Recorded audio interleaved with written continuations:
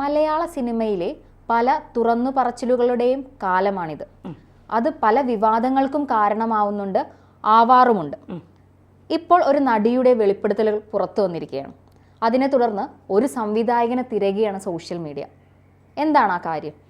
ശരിയാണ് മീര പറഞ്ഞത്. പല തുറന്നു പറച്ചിലുകളും പലപ്പോഴും നമുക്ക് തന്നെ കേട്ടാൽ അതിശയം തോന്നും. ഒരു നടിയെന്ന് പറയുന്ന ഒരു സഹനടിയുടെ തുറന്നു പറച്ചിൽ അടുത്ത കാലത്ത് ഉണ്ടായപ്പോൾ ഞാൻ ചോദിച്ചു, ഇവരെ പീഡിപ്പിക്കാത്ത ആരെങ്കിലും ഒരു മലയാള സിനിമയിലുണ്ടോ എന്നുള്ളത്. കാരണം അത്രമാത്രം പീഡനങ്ങൾ അവർ ഏറ്റുവാങ്ങിയിട്ടുണ്ട് എന്നാണ് പറയുന്നത്. അതുപോലെ കാസ്റ്റിംഗ് കൗച്ച് എന്ന് പറഞ്ഞുകൊണ്ട് പല മോശമായ രീതികൾ, സിനിമയെന്ന് പറഞ്ഞാൽ പലരുടെയും വിചാരം സ്ത്രീകളെ ദുരുപയോഗം ചെയ്യാൻ പറ്റുന്ന ഏറ്റവും മികച്ച മേഖലയാണ് സിനിമ എന്നാണ് പലരും വിചാരിച്ചിരുന്നത്. ഇപ്പോൾ കുറേയൊക്കെ മാറ്റം വന്നു. ബോൾഡായിട്ടുള്ള പല നടിമാരും ഉണ്ട്. അവർക്കൊക്കെ എന്തെങ്കിലും ബുദ്ധിമുട്ടുകൾ വന്നാൽ ഉടൻ തന്നെ അവർ തുറന്നു പറയാൻ തയ്യാറാകുന്നുണ്ട്, അത് വെളിപ്പെടുത്താൻ തയ്യാറാകുന്നുണ്ട്, പേരുൾപ്പെടെ പറയാൻ തയ്യാറാകുന്നുണ്ട്. അതുകൊണ്ട് എനിക്ക് തോന്നുന്നു പഴയതിനേക്കാൾ എല്ലാം മാറിയെന്നല്ല, കുറേയൊക്കെ മാറ്റങ്ങൾ മലയാള സിനിമാ ലോകത്ത് വന്നുകൊണ്ടിരിക്കുന്നു. ലഹരി ഉപയോഗവുമായിട്ടൊക്കെ ബന്ധപ്പെട്ട് പല തരത്തിലുള്ള വാർത്തകൾ നമ്മൾ കണ്ടിട്ടുണ്ട് എന്നുള്ളതാണ്. ഇപ്പോൾ ഹേമ കമ്മിറ്റി റിപ്പോർട്ട് വന്നപ്പോൾ ഒരു ജേർണലിസ്റ്റ് ആ സമയത്ത് സിനിമയുടെ അകത്തളങ്ങളിലെ കാര്യങ്ങളൊക്കെ ജനങ്ങളിലേക്ക് എത്തിക്കുന്ന ഒരു മാധ്യമ പ്രവർത്തകൻ പറഞ്ഞ കാര്യമാണ്, മക്കളെ സിനിമയിലേക്ക് കൊണ്ടുവരാൻ വേണ്ടി അമ്മമാർ സംവിധായകന്മാർക്ക് കിടന്നു കൊടുക്കാറുണ്ട്. കാരണം മക്കൾ എങ്ങനെയെങ്കിലും സിനിമയിലെത്തിയാൽ മതി, അതിന് ഞാൻ വേണമെങ്കിലും എന്തും വിട്ടുവീഴ്ചയ്ക്കും തയ്യാറാണ് എന്നുള്ള തരത്തിലാണ് പല അമ്മമാരും പറയുന്നത് എന്നുള്ളതാണ്.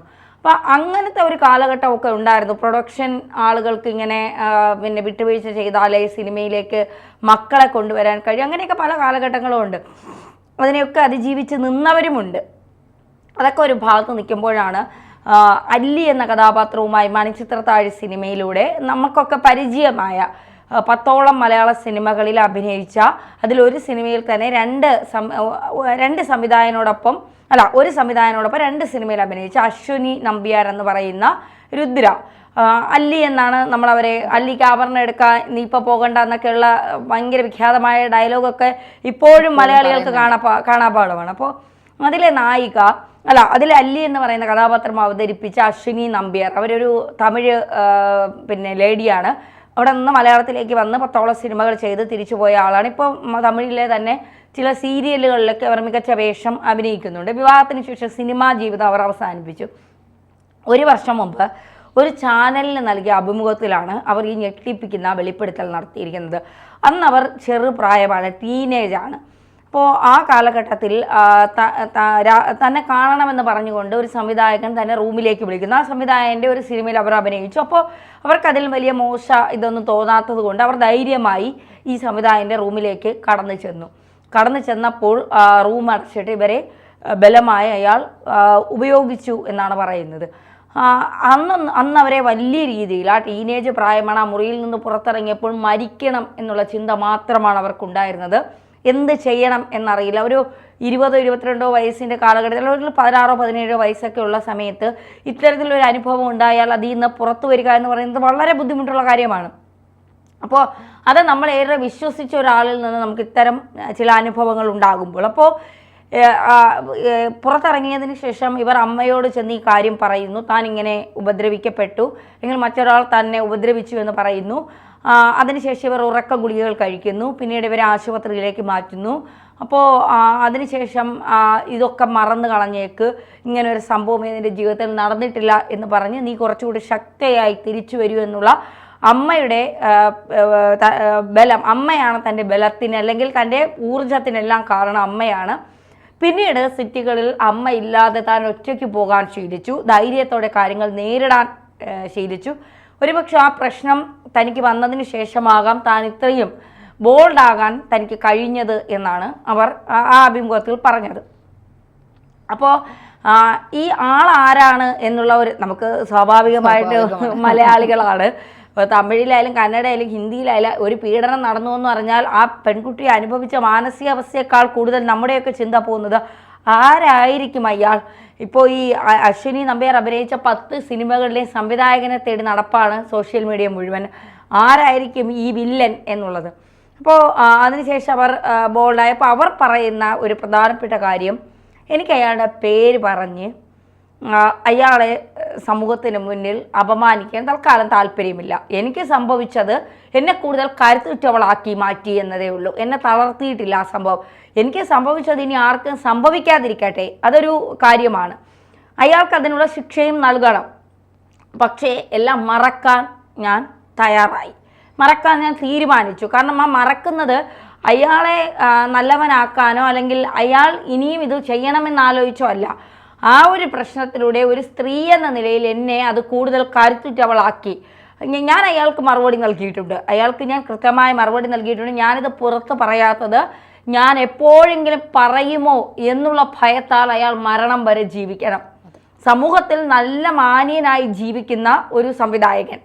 അപ്പോൾ അയാൾക്ക് മരണം വരെ ഇതൊരു ഭയമാണ്. കാരണം ഇത് തുറന്ന് പറയില്ല, അത്തരം ധൈര്യം ഇല്ല എന്ന് ചിന്തിച്ചിടത്താണ് ഒരു വർഷം മുൻപ് അശ്വിനി പൊതുവെ കല്യാണം കഴിഞ്ഞു കഴിഞ്ഞാൽ ഇത്തരം കാര്യങ്ങൾ തുറന്നു പറഞ്ഞാൽ സ്ത്രീകൾക്ക് വിവാഹ ജീവിതം നഷ്ടപ്പെടുമെന്നൊക്കെയുള്ള ഒരു തെറ്റിദ്ധാരണ സമൂഹത്തിനുണ്ട്. ഇപ്പോഴത്തെ പെൺകുട്ടികൾ അങ്ങനെയല്ല. ഒരു കാര്യം, ഒരു പ്രണയമുണ്ടെങ്കിലോ തൻ്റെ ജീവിതത്തിൽ ഒരു സെക്ഷുവലായ ഒരു ബുദ്ധിമുട്ട് സംഭവിച്ചാലോ വിവാഹം കഴിക്കാൻ പോകുന്ന ആളിനോട് തുറന്ന് പറഞ്ഞ് എല്ലാം തുറന്ന് പറഞ്ഞുകൊണ്ട് വിവാഹ ജീവിതത്തിലേക്ക് കടക്കുന്ന പെൺകുട്ടികളാണ് അധികവും.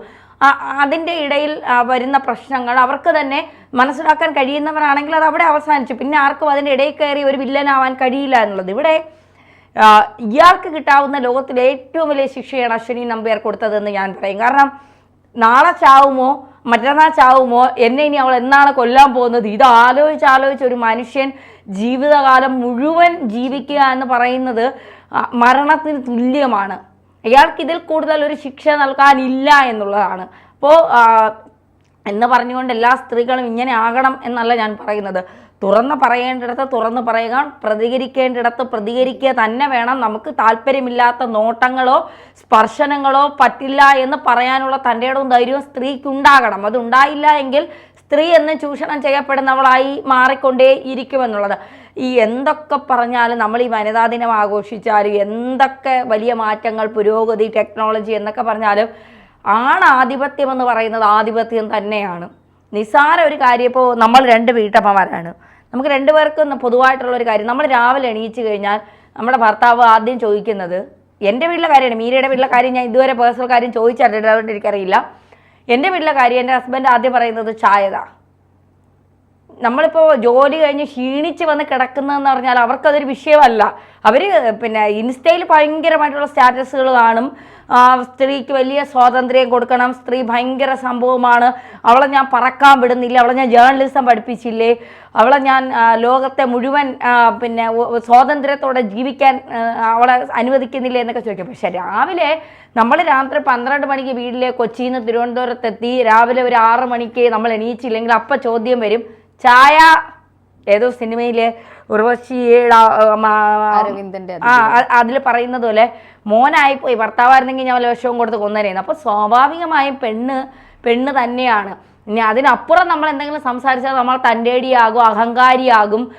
പിന്നെ നിനക്കിത് എവിടെ, നീ ഇന്നലെ വരെ നീ ഇങ്ങനെ അല്ലായിരുന്നല്ലോ, നീ ഉള്ള വീഡിയോസൊക്കെ കണ്ട് നീ മറ്റെന്തോ നീ ഒരു ഭാര്യയാണ്, അമ്മയാണെന്നൊക്കെയുള്ള കാര്യങ്ങൾ നീ മറക്കരുത്. അപ്പം ഇങ്ങനെയൊക്കെ കുറേ കാര്യങ്ങളിലേക്കൊക്കെ അത് കടക്കും. അപ്പോൾ അതൊക്കെ നമ്മൾ എത്ര ഘോരമായി ജനങ്ങൾക്ക് വേണ്ടി പ്രസംഗിച്ചാലും പോരാടിയാലും നമ്മളൊക്കെ സാധാരണ സ്ത്രീകളാണെന്ന് പലപ്പോഴും നമ്മൾ തന്നെ ചിന്തിക്കും. ഇവിടെ ഇരുന്ന് നമ്മൾ വലിയ വർത്താനമൊക്കെ പറഞ്ഞിട്ട് വീട്ടിൽ ചെന്ന് ഒരു നൈറ്റി എടുത്തിട്ട് അടുക്കളയിലേക്ക് കയറുമ്പോഴാണ് നമ്മൾ ആലോചിക്കുന്നത്, അതല്ല ഇത്, ഇവിടെ തനി പെണ്ണാവണം, നമ്മളായേ പറ്റൂ എന്നുള്ളത്.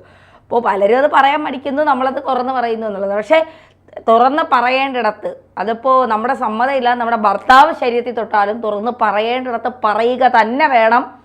നമുക്കൊക്കെ കഴിയാത്തത് വരും തലമുറകൾ അത് പ്രവർത്തിച്ച് കാണിച്ചു കൊടുക്കുക എന്നുള്ളതാണ്.